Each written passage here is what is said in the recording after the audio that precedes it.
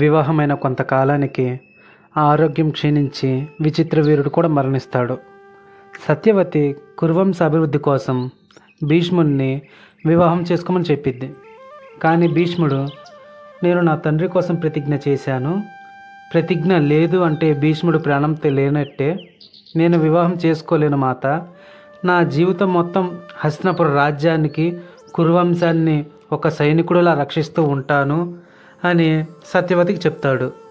సత్యవతి కురువంశం కోసం ఏం చేసిన ధర్మమే అని సత్యవతికి శాంతనుడికి వివాహం కాకముందు ఒక ఋషి ఇచ్చిన వరము ద్వారా వివాహానికి ముందు ఒక మగబిడ్డకు జన్మనిచ్చిద్ది.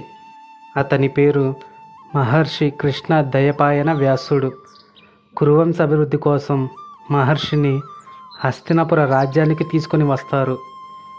మహర్షి వ్యాసుడు వస్తుంటే సమస్త రాజ్యం ఆయన ఆకారం గంభీరత్వాన్ని చూసి భయపడుతుంది. సత్యవతి తమ ప్రథమ పుత్రుడు వ్యాసుడితో, కురువంశం మొత్తం అంతరించిపోయేలా ఉంది, కురువంశం అభివృద్ధి చెందటానికి నాకు నీ సహాయం కావాలి, ఏ రాజైనా తన పిల్లలకి జన్మనివ్వకుండా మరణిస్తే ఆ రాజ్యం యొక్క ధర్మం ద్వారా ఏ వృషో లేక ఆ స్థాయి మహారథి తమ తపోబల శక్తితో ఆ రాజ్యపు రాణులకు సంతానం ప్రసాదిస్తారు. దానితో వంశం ముందుకు వెళుతుంది, రాజ్యంలో ధర్మం మర్యాదలు కొనసాగుతాయి.